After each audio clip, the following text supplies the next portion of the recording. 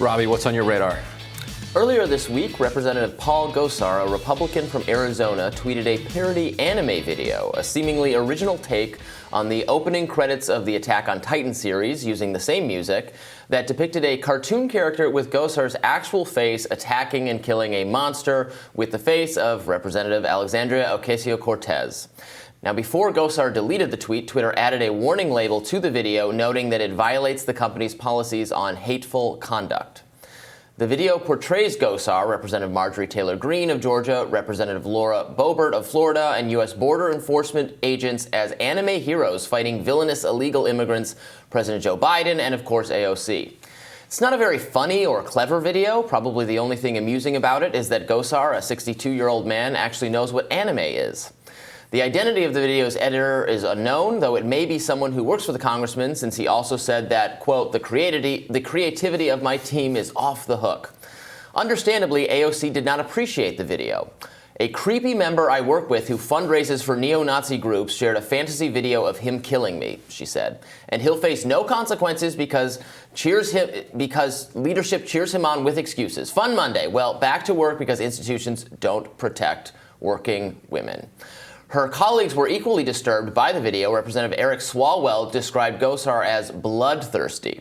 Representative Ted Lieu pointed out that in any workplace in America, if a coworker made an anime video killing another coworker, that person would be fired.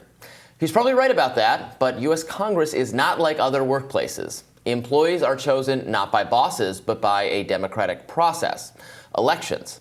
Gosar doesn't work for an HR-conscious manager. He works for the voters of Arizona. And it's their job to boot him if they don't like his anime videos. So one can sympathize with Gosar's Democratic colleagues for being irritated with his unprofessional behavior. But House Speaker Nancy Pelosi went further than merely expressing understandable disgust with the video. She called for Gosar to face professional and legal consequences. She called on the Ethics Committee and law enforcement to investigate. Now, whether Gosar's behavior violates some congressional ethics rule is one matter, but there is little doubt that the anime video constitutes First Amendment protected expression. It may have been in poor taste, I certainly think it was in poor taste, for Gosar to share it, but he did not actually threaten the life of Biden or AOC. A parody video of an anime figure vanquishing a villainous Democrat is clearly not a true threat of violence, just as Kathy Griffin's infamous Trump head photo op was ill-advised yet completely legal, so too is Gosar's satirical tweet. Law enforcement should make no effort to investigate the video, since the only conceivable conclusion they could reach is that it is protected speech. And the government should not, and indeed cannot, police speech solely because it is offensive to people in power, even if the speech is actually offensive, as I fully agree that it was in this case. So he should not have tweeted it. That's crystal clear. I'm not overly concerned about citizens needing to be more deferential to government figures, but I do think members of Congress should treat each other with a basic level of respect in order to maintain healthy working relationships. But law enforcement does not arrest congressmen for making edgy, bad taste jokes about other congressmen. So the best way to respond to a bad joke of this nature is to let it go. By taking the opportunity to demand a full investigation, Pelosi is proving that she is as humorless as Republicans like to portray her. Don't be the speech police. The First Amendment quite literally exists to prevent this. Now, so Ryan, I wonder if you know more about this. So the legal issue is cut and dry. This is protected speech. There's nothing to investigate. Please stop. Oh my God, please stop. But the ethics, so the House gets to set its own internal policies. You can censor another member, et cetera.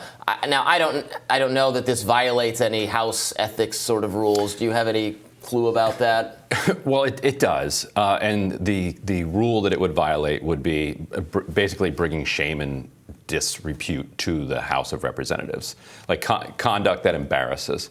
And I think this embarrasses Congress. More than like any of their other conduct? That's where it becomes all relative. Right. Because, I would argue that, voting to support the Iraq War brings shame and disrepute. Half the things they do bring. Yes.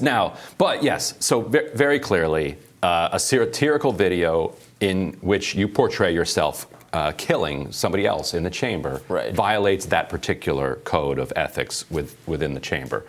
Yeah, but ultimately, you're right that investigation isn't needed because we know what happened. Like, he publicly posted the thing. Right. Like, you want to go frame by frame, still by still, and like that's your investigation. I mean, which staffer edited the thing? I mean, I guess you could find that out, but you know what was produced. But the question is, what kind of country do we want to be? What kind of society do we want to be? What kind of Congress do we want to be?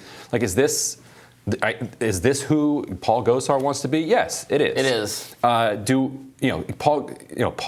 Gosar, very clearly would be comfortable if he were the least extreme member of the House of Representatives. Like he's that type. 6 of his family members cut a commercial last cycle or the one before, right? Urging voters not to vote send for this him. guy back to Congress because Yeah. he's a nut job. And so this is who he wants to be. Does the rest of the Republican Party have to go along with him and cheer this on and use it's very easy to use the opportunity, and it's such an exhausting cycle of like, do something that is offensive but also satirical, trigger the libs, right? Then make fun of the libs for being triggered, right? And then the libs are upset that they're getting always, made and fun there of. always is a little bit of overreaction, even with this, which again I thought was disgusting and in bad taste. It's not. It's not. Their faces are right. photoshopped onto well-known enemy characters, which isn't that are not. Isn't that whole show about like people coming together and all being one?